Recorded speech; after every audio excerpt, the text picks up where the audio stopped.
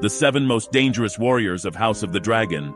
With the second season of House of the Dragon already underway, war is inevitably approaching, and there is no turning back now. The sides of Rhaenyra and Alicent have made their first moves, and the repercussions of these actions are inevitable. The seed of war has fully germinated, and the dance of the dragons is about to begin. That's why, in this video, we'll talk about the 7 most dangerous warriors in the Dance of the Dragons. And for more videos of your favorite series and movies, don't forget to subscribe to this channel. Welcome to the Oasis Geek. Before we continue with this video, I invite you to participate in our new House of the Dragon giveaway, in which we are offering a Funko Pop of one of the characters from the House of the Dragon. To participate, all you have to do is subscribe to this channel and comment on who is your favorite character from House of the Dragon and why. The winner will be announced on June 30th.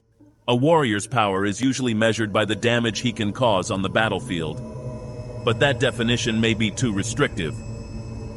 In reality, a warrior's true strength can manifest itself in many ways, as not all warriors necessarily need to wield a sword to be great.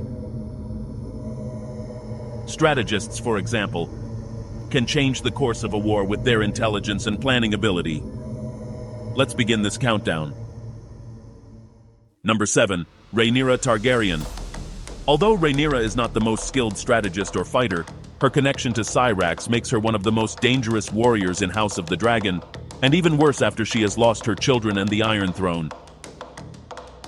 Rhaenyra wants to regain what belongs to her, and she is ready to destroy everyone in her path. But now it is not only a fight for the kingdom, but she also has a thirst for revenge. And on top of that, the green side also feels the need for revenge, so there is no turning back. However, the fact that she doesn't have much experience with her dragon in battle doesn't position her any better on this count. Still, we expect to see a lot from her this season, as she could exceed our expectations about her and her dragon in battle. Number 6. Sir Kristen Cole. Sir Kristen is the only one who has defeated Damon Targaryen hand-to-hand. He is perhaps one of the best swordsmen in all of Westeros, an extremely dangerous warrior, as he was a knight of House Cole, who went on to become Lord Commander of the Kingsguard in the service of Viserys Targaryen, and trained the succeeding generations. Now Kristen became the hand of King Aegon, thanks to his initiative to send the twin to Dragonstone to kill the queen. Aegon thinks it was a good initiative, or at least a good attempt to do something. As the king feels that everyone is very calm, Aegon already wants to go into battle, but Otto demands patience. So Aegon dismisses his grandfather, and in his place appointed Sir Kristen. Cole could pose a serious problem for Rhaenyra's side, and I would love to see a rematch between Damon and Kristen on the battlefield without using dragons, to finally determine who is the better warrior. For although Kristen is said to have defeated Damon in the tournament, many say he didn't technically defeat him. However, the fact that Kristen Cole does not have a dragon keeps him down on the list of dangerous warriors. Number 5. Rhaenys Targaryen. The Queen Who Never Was. This is perhaps one of the most dangerous warriors in the 7 Kingdoms.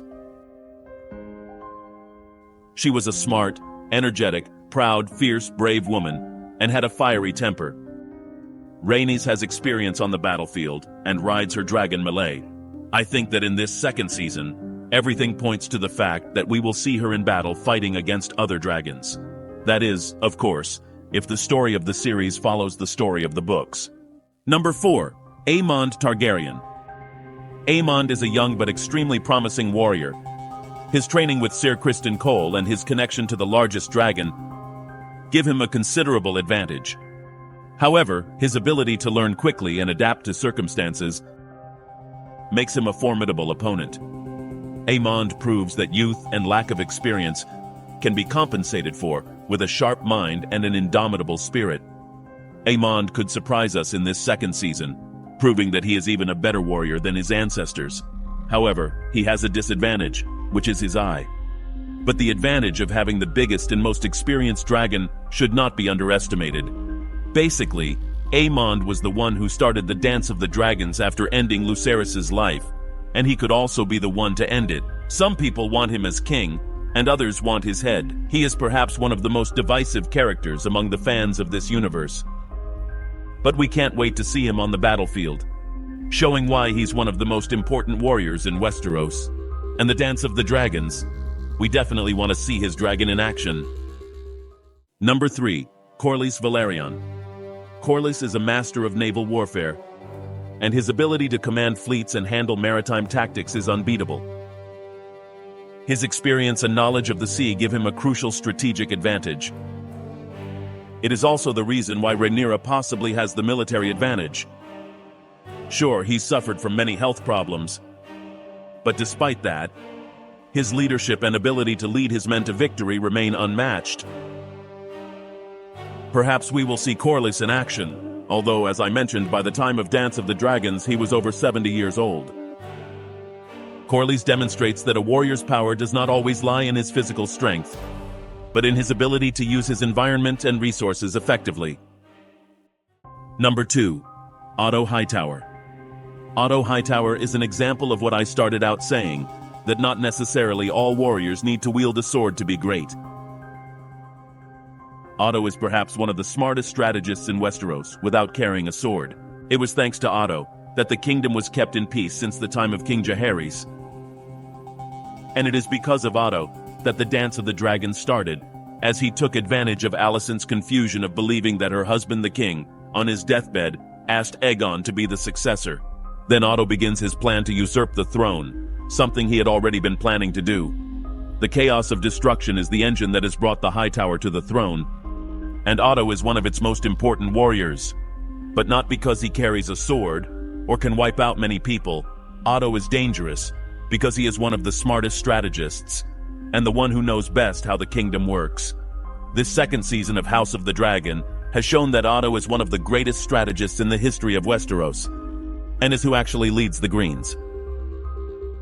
You may think that he will not be able to do anything anymore, since the king fired him from his position as Hand.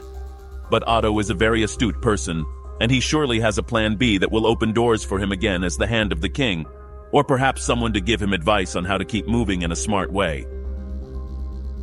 More than his political collusions, I would like to see how he plans attacks and defenses on the battlefield. For although the king is the one who orders, it has really been Otto Hightower who has ruled all this time.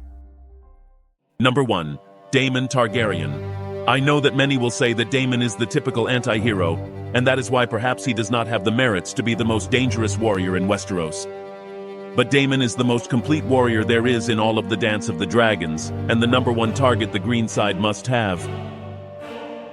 What do I mean by Damon being a complete warrior?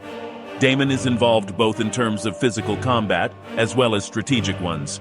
His ability to plan and execute complex military maneuvers, combined with his prowess on the battlefield, make him a great threat. The scene at Stepstones, where we witnessed him facing an army alone, is testament to his bravery and skill.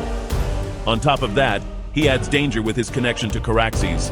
No one would want to take on Damon and his dragon, but his true strength lies in his strategic mind and his experience in various combat situations. This has been my list of the 7 most dangerous warriors of Westeros in Dance of the Dragons so far. Though of course this list may change as new dangers are added, as Vermithor and Sheepstealer are still riderless, and anyone who becomes their rider automatically becomes one of Queen Rhaenyra's most dangerous weapons. But what do you think of all this? Will Damon be the most formidable warrior in all of Westeros, or do you think the order should be different? Will Otto's strategies put him first? Share your opinion in the comments. And for more videos of your favorite series and movies, don't forget to subscribe to this channel. You're on The Oasis Geek.